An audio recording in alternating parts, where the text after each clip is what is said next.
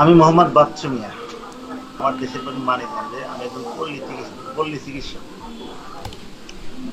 আসলে ফ্রিল্যান্সিং নিয়ে অনেক ঘাটাঘাটি করার পর আমি এই সফটওয়্যারের ফেসবুক পেজ থেকে আমি এর সন্ধান জানি। জানার পরে আমি ওনাদের ওখানে যাই।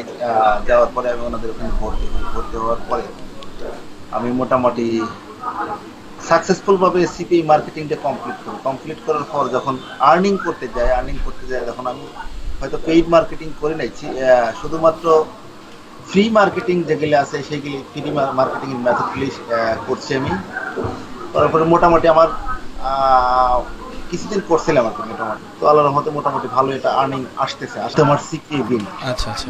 আমি আজ প্রায় অন্যান্য মানে কাজের পারপাসে আজ মোটামুটি ১-১.৫ মাস যাবত এখানে মানে কোনো কাজ করতে পারতেছি না। এই জন্য আমার হয়তো আর্নিংটা দেখাচ্ছে না।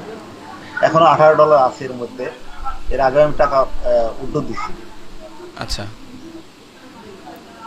কত টাকা উইথড্র দিয়েছেন? মোটামুটি কত $80 মতো সম্ভবত। আচ্ছা, আচ্ছা।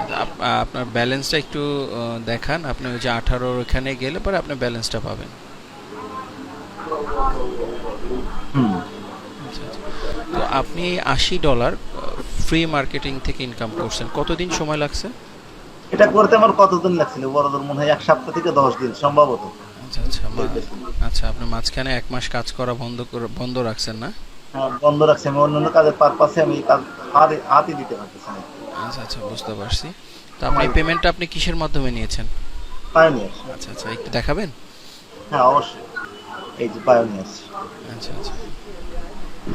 আপ আমরা আপনার ইনকাম দেখলাম, আপনার সবকিছু দেখলাম। আপনি হচ্ছে একটু আমাদের কি বলবেন যে আপনি সিপিএ মার্কেটিং করে আসলে উপকৃত হয়েছেন কি হন নাই, বা আপনার মতে কি আসলে সিপিএ মার্কেটিং করা সম্ভব, করা যায়? সিপিএ মার্কেটিং করা সম্ভব, করা যাবে। আশা করি ভবিষ্যতে থাকবে। তো যত তাড়াতাড়ি সাকসেসটা সিপিএ তে আসে, আসলে অন্যান্য প্ল্যাটফর্মে এত তাড়াতাড়ি সাকসেস আসাটা মনে হয় সম্ভব না। আমাদের ইউএস সফটওয়্যার থেকে আপনি কেমন সাপোর্ট পেয়েছেন কোর্স চলাকালীন অবস্থায়, বা কোর্স তো আপনার এখন শেষ, এখন আপনি কেমন সাপোর্ট পেয়েছেন অ্যাকচুয়ালি? আসলে সত্যি বলতে কি ভাই, আমি মনের দিক দিয়ে এদের সাপোর্ট নিয়ে এতটাই স্যাটিসফাই যেন আমি এদের পরিবার বা সদস্যের লোকজন এরকম, আচ্ছা। যেন বাইরে এদের কথা বলছি এরকম মনে হয়। যেন মানে যখনই নক করি